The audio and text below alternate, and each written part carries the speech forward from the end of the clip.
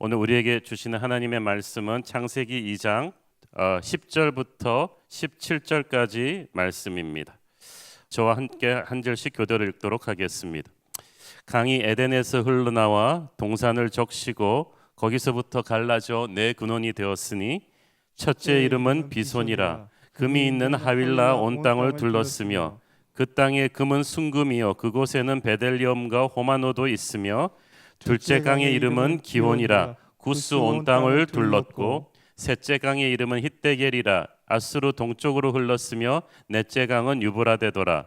여호와 하나님이 그 사람을 이끌어 에덴 동산에 두어 그것을 경작하며 지키게 하시고 여호와 하나님이 그 사람에게 명하여 이르시되 동산 각종 나무의 열매는 네가 임의로 먹되 선악을 알게 하는 나무의 열매는 먹지 말라. 네가 먹는 날에는 반드시 죽으리라 하시니라. 아멘. 우리 어저께 본문에서 그 창세기 2장 8절을 한번 다시 읽어보시겠는데요. 창세기 2장 8절을 보시면 여호와 하나님이 동방의 에덴의 동산을 창설하시고 그 지으신 사람을 거기 두시니라 이렇게 되어 있습니다.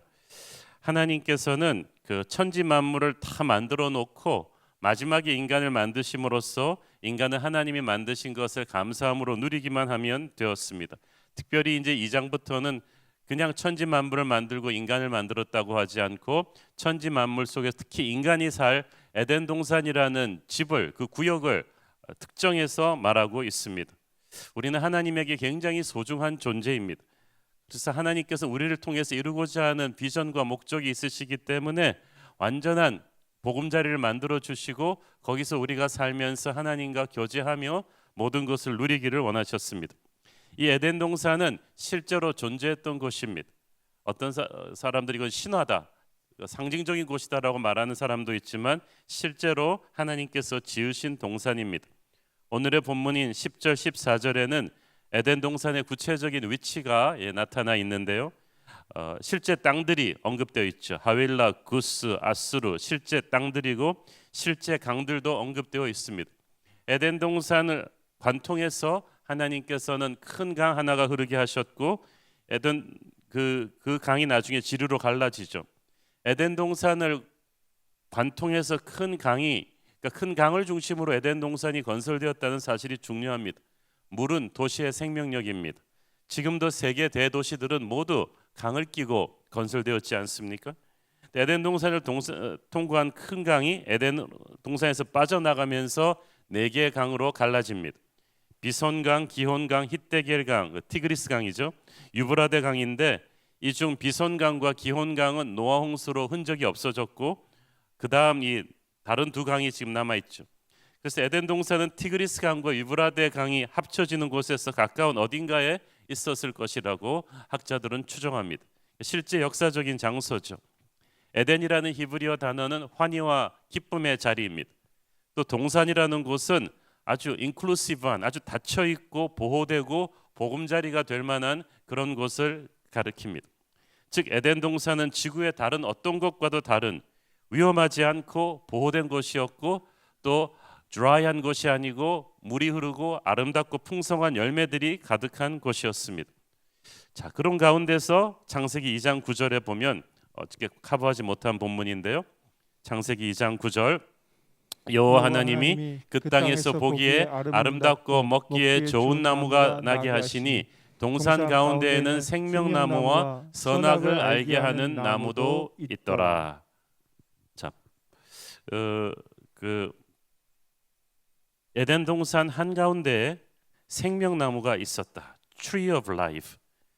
그러니까 에덴 동산에서는 모든 것이 갖추어져 있었다고 말씀드렸죠. 아름답고 풍성한 열매가 있었고 의식주 걱정을 그야말로 전혀 할 필요가 없는 그 완벽한 세팅을 하나님께서 보급해 주셨는데 그 모든 것들을 누리면서 방탕하게 살라는 얘기가 아니라 에덴 동산 한가운데 생명나무를 주신 것은 이게 영원한 생명이거든요.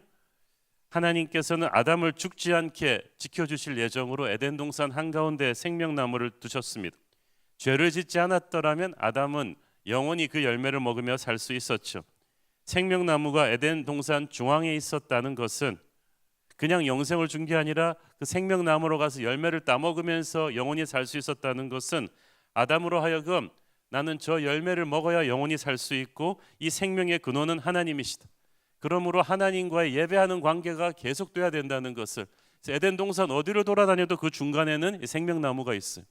그것은 하나님께 예배하는 거예요. 생명의 근원이신 하나님께 커넥트되어 있어야지 인간은 이 모든 에덴의 풍성함을 누릴 수 있다는 거죠. 그런데 9절 말씀에 보면 생명나무 옆에 선악을 알게 하는 나무도 같이 심어 두셨습니다. 이 선악과 나무를 왜 생명나무 옆에 에덴 동산 중앙에 숨어 두셨는가에 대해서 많은 고민이 있습니다. 우리가 훗날 알게 되지만 그 선악과를 범함으로써 인간이 파멸로 치닫게 되잖아요. 그래서 많은 사람들이 던지는 질문은 도대체 하나님은 왜 그 위험한 가능성이 있는 선악과를 에덴 동산에 놓아 두셨는가 하는 것입니다. 괜히 선악과 나무를 놓아 두셨기 때문에 인간이 죄를 범할 수 있는 원인 제공을 하나님이 하신 게 아닌가라는 질문들도 합니다. 하나님은 왜 그렇게 하셨는가? 자, 여기에 대해서 우리가 설명을 하고 이해를 하려면 자유의지 문제를 다뤄야만 합니다. 선악과 문제는 자유의지 문제입니다. 능력을 하나님이 갖고 계신데 그 능력을 인간에게 주셨죠. 그런데 이 능력과 자유를 합치면 가공할 위력을 발휘합니다. 이 능력이 좋게 쓰이면 엄청난 축복이지만 나쁘게 쓰이면 재앙이거든요.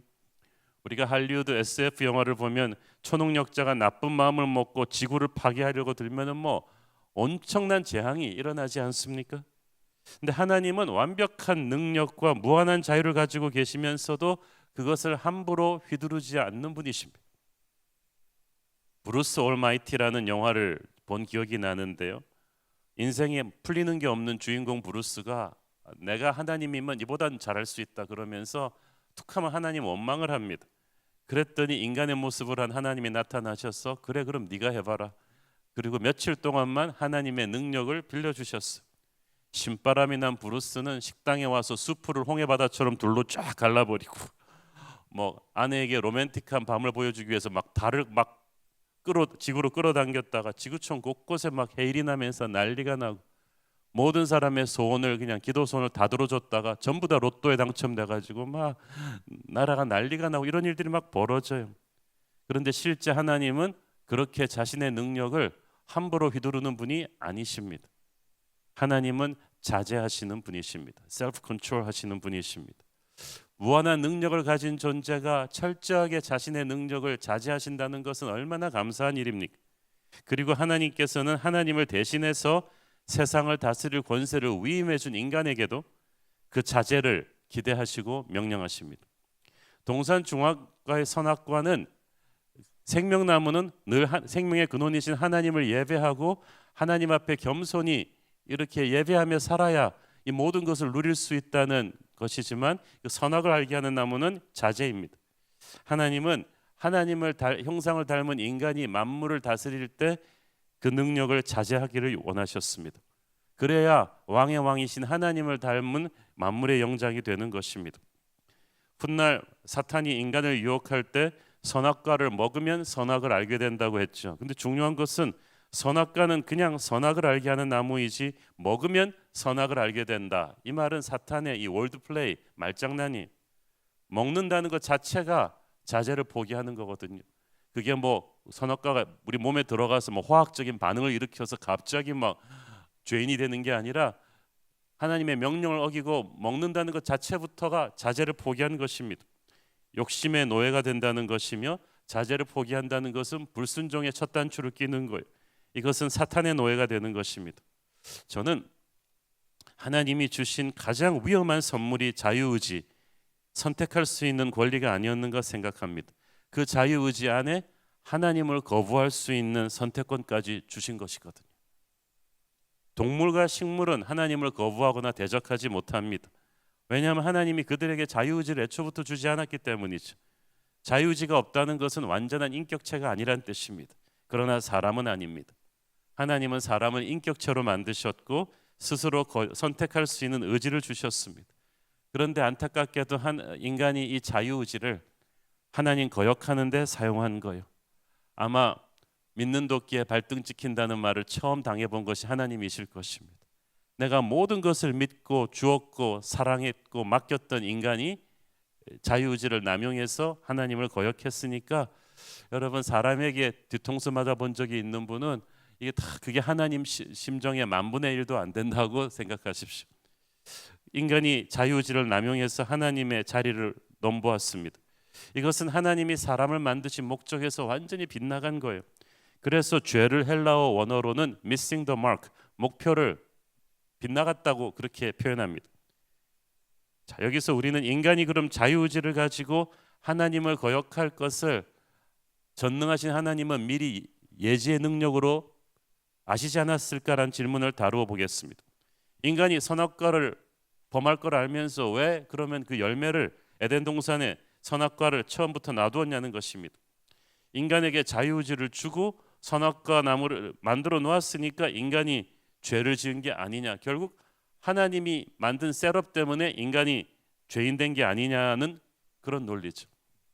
얼핏 보면 그럴듯한 논리 같지만 이건 마치 왜 내 앞에 고급 차가 없어서 서러운 내 앞에 고급 외제차를 주차해 놔가지고 나로 하여금 그것을 훔치게 만들었느냐라고 말하는 것과 마찬가지. 길에 떨어진 돈을 훔쳤으면 그것을 흘린 사람이 내가 돈을 훔치게끔 유도한 것입니까? 아니잖아요. 하나님이 엄청난 위험 부담을 감수하고 인간에게 자유의지를 주신 까닭은 첫째, 인간을 사랑하기 때문입니다. 사랑하면 상대에게 자유를 줍니다. 속박하는 것은 사랑이 아닙니다. 왕이라고 할지라도 물리적인 힘으로 사랑을 강요하면 그것은 이미 사랑이 아닌 것입니다. 건강하지 못한 사랑을 하는 사람들을 보면 상대에게 자유를 주지 않아요. 상대를 세장에 가둬놓고 통제하고 감시하며 속박하려 듭니다. 나만 바라보고 살아라. 당신 스마트폰 좀 보자. 그게 의처증이에요. 그게 의부증이에요. 얼마나 비참한 사랑인지 모릅니다. 건강한 사랑은 상대를 속박하지 않고 놓아줍니다. 상대가 그 자유를 가지고 자기를 배신할 위험을 감수하고 놓아주는 거예요. 하나님은 사람을 사랑하시기 때문에, 인격체로 대우하시기 때문에 자유를 선물로 주셨습니다.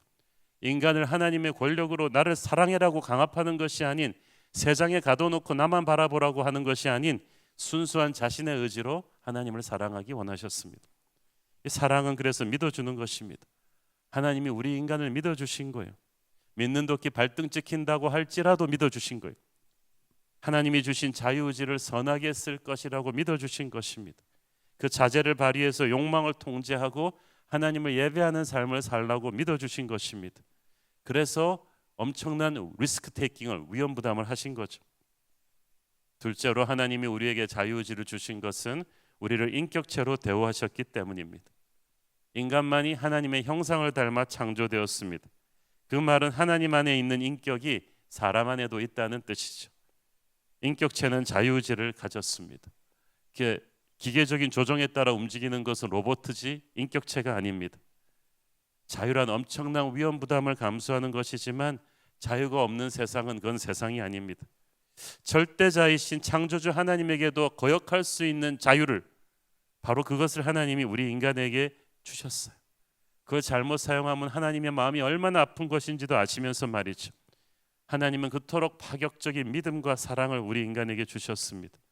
그렇다면 그 선물을 잘못 사용한 인간이 잘못입니까? 아니면 그것을 주신 하나님이 잘못입니까?